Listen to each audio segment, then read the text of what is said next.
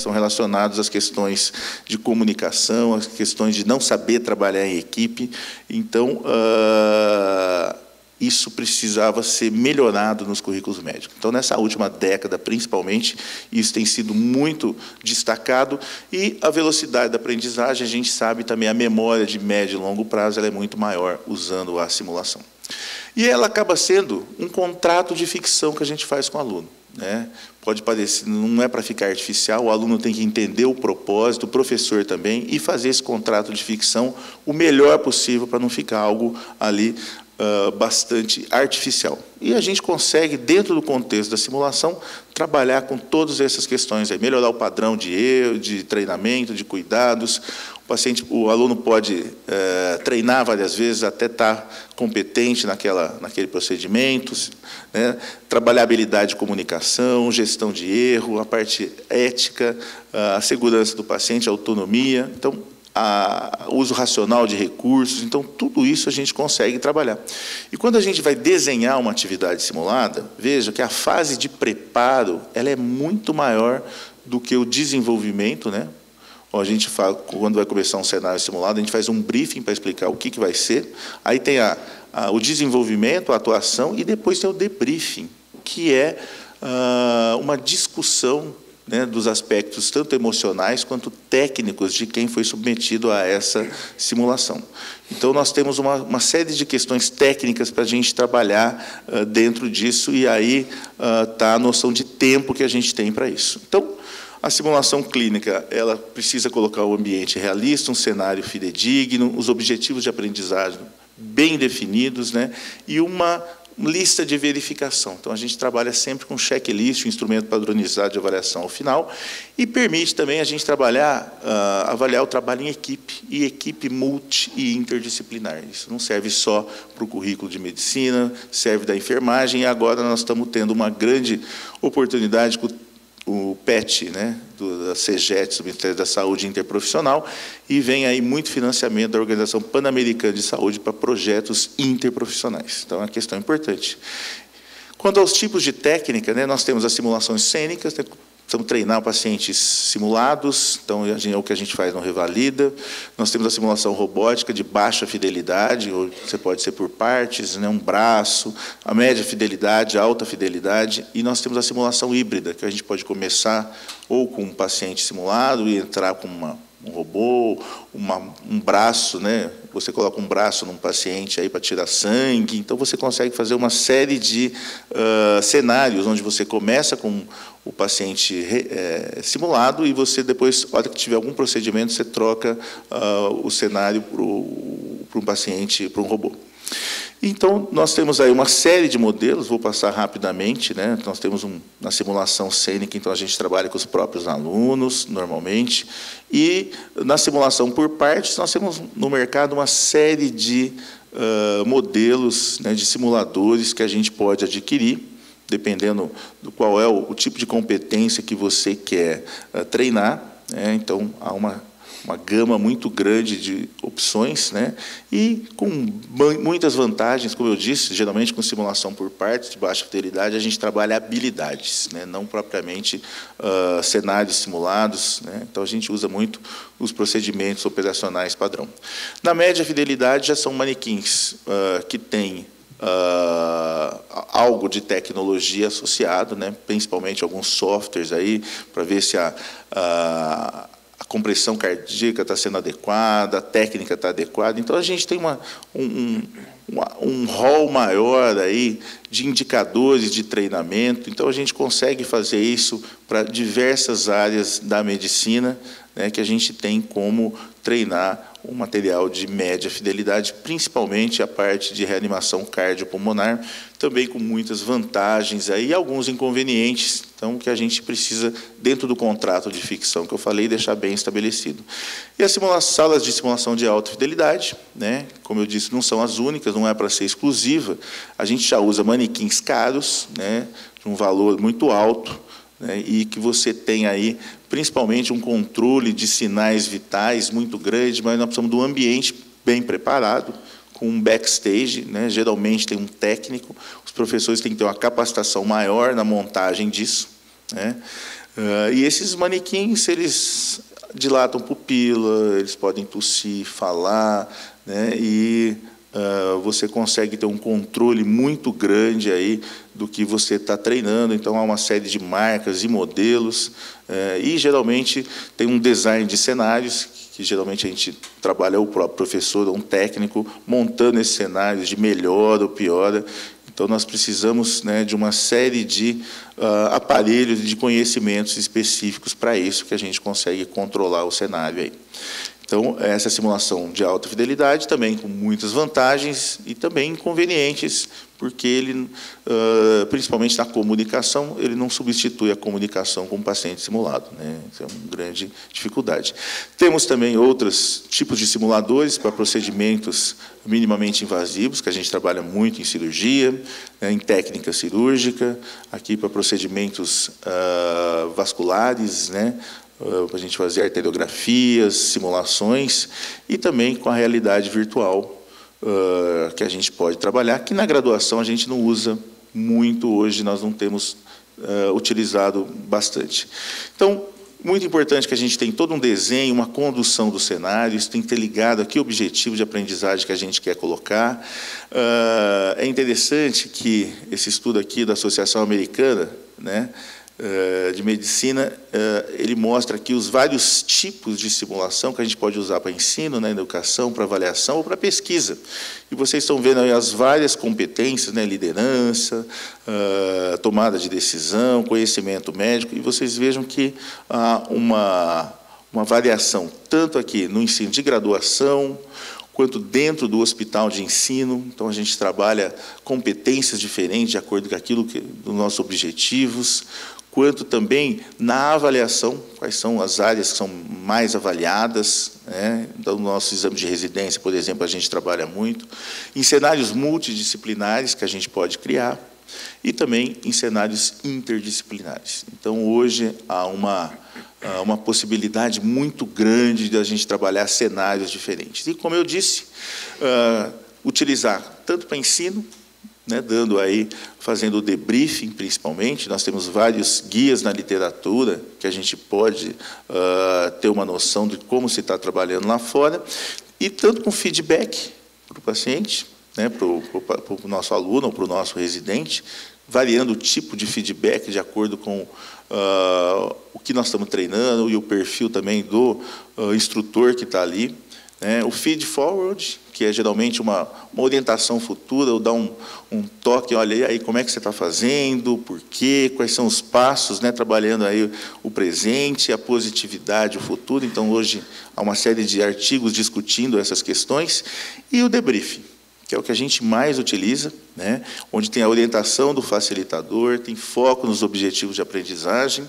A gente quer fazer com que esse aluno tenha um melhor desempenho, e há uma série de técnicas de debriefing, né, que a gente pode lançar mão, né, e geralmente recomenda-se você ter um estilo sem ser julgamento, não ameaçador, né, não configurando um interrogatório. Então, o debriefing é uma conversa que você tem vários passos, geralmente começando pelo sentimento dos alunos ou dos aprendizes que fizeram ali a prática, como é que eles se sentiram em cada momento. Isso, normalmente, a gente filma, assiste depois. O próprio aluno pode se avaliar depois assistindo, então a gente pode ter a filmagem desses momentos. Então, é muito importante a gente ter um debriefing bem feito. É interessante, porque agora tem um artigo muito bom recente do Peter Dickman, que ele coloca o debriefing que pode ser meramente descritivo, ele pode ser mais transformativo, ele pode chegar até um nível crítico de debriefing. Então, a profundidade da reflexão da prática, que é importante que o aluno tenha, para que ele possa extrair uma série de informações e compreender o que ele fez bem, o que ele não fez tão bem, e quais são as lacunas de conhecimento que ele tem. Então, para o debriefing, esses fatores todos são muito importantes, né? O planejamento é fundamental para a gente trabalhar isso num ambiente seguro, confiável, né? Que possa ter aí um foco na ajuda do aluno e na reflexão dele em relação ao desempenho.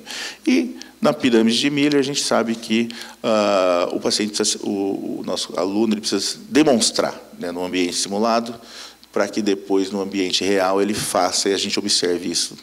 E a gente tem uma série, falando agora não só de ensino, mas de avaliação, nós trabalhamos uma série de avaliações aí, em medicina, né, não só lá fora, né, nós também no Brasil, então a gente utiliza muito o OSCE, né, onde a gente tem toda uma série de passos de montagem. No Revalida, a gente trabalha isso no INEP, né? Então, a gente tem toda essa logística da construção da prova, qual a duração da estação, que tipo de simulação nós vamos utilizar, como é que nós vamos construir, quais são os temas dessas estações. Então, no Revalida, a gente tem que sentar lá nas várias áreas e ver que competências dentro da pediatria, GO, clínica médica, cirurgia, medicina de família, nós vamos utilizar. O Revalida é 100% gravado, todas as estações são 10 minutos por estação. Os alunos têm um confinamento pré e pós. Nós trabalhamos na última prova prática com 1.200 alunos de manhã no sábado e 1.200 à tarde, e no domingo também, repetindo 5 estações em cada dia. E tem toda uma série de questões logísticas. Por exemplo, não há comunicação no Revalida entre o avaliador e o examinando. É feito tudo por impressos, para que a gente possa não ajudar ou atrapalhar, de repente, com aquilo que o avaliador fala ou deixa de falar. E há uma capacitação prévia de 8 horas, que é padronizada. A gente fez, na última vez, em 10 cidades simultaneamente, então há uma capacitação para isso, né? E as competências a ser avaliadas, como eu já disse, é possível a gente combinar uma série dessas nos cenários vários aí. Quando a gente trabalha com simulação cênica, a gente tem que trabalhar o checklist e a capacitação do paciente simulado, que é uma questão muito importante. Só para vocês terem uma ideia, na última edição do Revalida, nós tivemos 10 professores de artes cênicas da UNB, da Universidade de Brasília, capacitando, e selecionando e recrutando e capacitando alunos de teatro e de artes cênicas dos 10 cidades onde ocorreram o exame. E aí, na cirurgia geral, a gente pode discutir aí uma série de estações, o que nós vamos, né? Esse aqui são o que a gente vê mais comumente.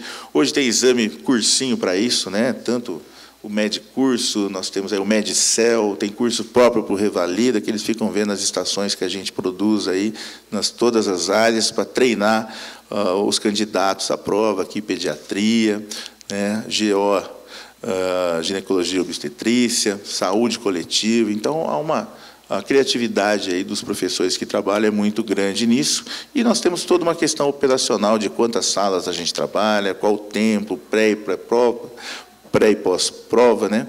E a gente tem uma grande vantagem aqui, a validade, a fidedignidade também é muito boa, e tem, obviamente, as desvantagens, principalmente o tempo de elaboração e o custo operacional disso. Então, a gente usa isso para as provas de residência, para o Revalida e o falecido Anazem, e utilizar no 6º ano também, né? E a gente tem trabalhado hoje muito com simulação interprofissional, porque a gente vê que há uma diferença, né, desde a nossa cultura universitária, a nossa personalidade, a cultura profissional que a gente usa, entra depois na universidade, depois a gente tem um clima organizacional do mundo do trabalho, uma cultura organizacional. Então, a gente tem aí um conflito entre o mundo pessoal, o mundo da formação e o mundo do trabalho. Então, hoje o que a gente precisa fazer é simulação interprofissional, porque como a gente não estuda junto, a gente vai trabalhar junto e não dá certo, geralmente, dá muito problema. Então, como é que o resultado pode ser bom, né, pessoal, profissional e do ponto de vista da qualidade do atendimento, né? Se a gente tem matriz curricular diferente, dificuldade de agenda de aluno e professor, experiências prévias não tão exitosas, de problemas de relacionamento entre as categorias profissionais. Então, isso é um desafio muito grande e é uma oportunidade também da gente trabalhar esses vários temas aí, que normalmente a gente trabalha pouco, né? E esse trabalho interprofissional é muito bom nessa questão. Então, nós tivemos várias experiências aí interprofissionais de simulados em aeroportos, em estádios, né? E a gente tem uma série de prós, né, a favor da simulação, né, principalmente aí esse aprendizado experimental, essa questão de o aluno poder treinar várias vezes, o residente, ele é muito satisfeito quando é muito bem feito, muito com a segurança do paciente, a gente faz uma capacitação docente boa, né, e o aluno pode melhorar a sua performance, aí, ter uma boa análise e treinar por equipe. E, obviamente, uma série de contras, aí, principalmente a questão de custos, né? Necessidade de capacitação, porque se ela for mal feita, ela joga por terra todas as vantagens, todos os prós, né? E essa necessidade de capacitação e a evidência científica ainda, como a gente tem pouco, está realizando pouco do ponto de vista de pesquisa, a gente tem ainda uma certa dificuldade com isso. Então, o recado que eu queria deixar é mais esse mesmo, dessa ferramenta importante, dessa metodologia de ensino importante que a gente precisa ter em nossas escolas. Fazendo propaganda do COBEM, então nós vamos ter no pré-congresso uma oficina, uma Olimpíada de Simulação. São 32 equipes de alunos competindo em chaves entre eles, é um dia todo, né? Nós vamos ter uma série de cenários simulados, que já estão preparados, e nós vamos ter oficina de capacitação docente no dia 2 e 3, por área. Vai ter o pessoal da GO, vai ser o pessoal do Revalida que vai montar, e a capacitação, do ponto de vista teórico, ela é igual para todo mundo, até que nós estamos montando isso. E era isso que eu queria dizer. Obrigado aí pelo convite mais uma vez. Muito obrigado. Queria aproveitar e pedir para o Rafael Figueiredo vir aqui. E, junto com o Rafael Figueiredo, também o Bruno Borges. Cadê o Bruno Figueiredo? Bruno, está me ouvindo? Ok. Não, para agradecer muito você, porque a Andréa, que vinha, teve um problema médico, e o Bruno foi avisado com algumas horas de antecedência e aceitou vir. Muito obrigado. Rafael Figueiredo também. Nós erramos o teu I, né, Figueiredo? Saiu como figo, mas você já deve estar acostumado com isso. Bom, muito obrigadíssimo para vocês, porque é fundamental para nós termos a oportunidade de interagir com vocês aqui. Valeu. E nós passamos a palavra, então, para Gustavo. Gustavo é da Watson. Eu pedi para cada um dos apresentadores se apresentar da maneira que eles preferem, até para já facilitar a discussão. Muitíssimo obrigado. Bom dia. Meu nome é Gustavo Bravo, eu faço parte do time de Watson Health, na IBM.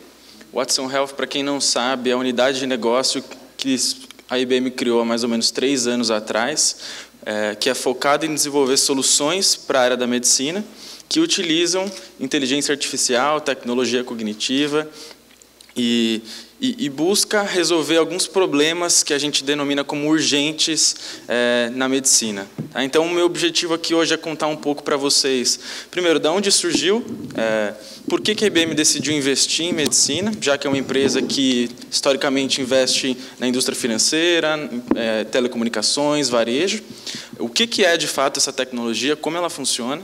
E eu vou mostrar para vocês 4 casos práticos que a gente está utilizando essa inteligência artificial, tanto aqui no Brasil como globalmente. Então, o Watson surgiu em 2011. A IBM, todo projeto de pesquisa onde existe uma tecnologia nova, ela gosta de testar isso na forma de um jogo. Então, foi assim nos anos 60 com o xadrez, quando ela criou um computador que conseguia jogar xadrez de forma automática, e ela ganhou do principal jogador de xadrez na época, chamado Garry Kasparov. E em 2011, ela decidiu testar o Watson num game show dos Estados Unidos chamado Jeopardy, onde nesse game show o Watson ele foi treinado, né? Então a gente não programa mais a tecnologia, a gente treina o Watson com livros, enciclopédias, Wikipedia, ou seja, formato texto, milhares de arquivos texto sobre diversos assuntos. O Watson tinha que ser capaz de ler esses textos, entender tudo o que estava escrito, responder perguntas complexas sobre que o apresentador estava fazendo e ganhar dos 2 principais concorrentes aí desse jogo. E o engraçado para a IBM foi que depois desse dia, quando o Watson ganhou esse jogo, o primeiro segmento que procurou a IBM foi o segmento de saúde, indústria farmacêutica, de pesquisa.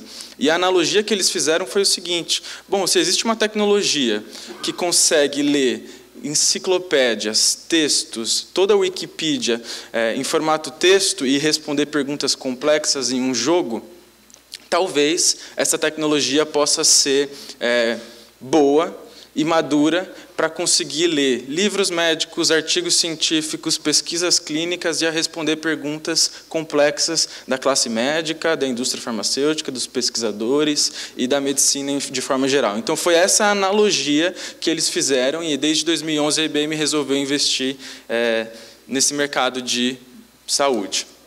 O que a gente entendeu depois um pouco olhando esse mercado? O dado que existe hoje, que a gente gera, que os pacientes geram, que estão dentro dos hospitais, das escolas, ele dobra a cada 24 meses. É humanamente impossível para um médico conseguir se manter atualizado. Ele teria que ler 29 horas por dia para conseguir se manter atualizado em tudo aquilo que sai de novo na área terapêutica que ele estuda. E, por último, e aí é onde a gente acredita que a nossa tecnologia pode ser mais aplicada, 80% do dado médico ele é não estruturado. O que é o dado não estruturado? Ele está em formato texto, ele está em formato vídeo, ele está em formato imagem, ele está em formato áudio. Ele não está em formato como se estivesse numa tabela Excel, por exemplo, onde a gente pode criar uma fórmula, uma regra de decisão. Para que eu consiga criar qualquer inteligência neste formato, antes eu precisaria que um ser humano, de fato, lesse todo aquele livro médico, lesse todos aqueles artigos, memorizasse tudo aquilo que estava sendo falado, correlacionasse com outros para conseguir, de fato, chegar a alguma conclusão e que fosse de auxílio na tomada de decisão dele.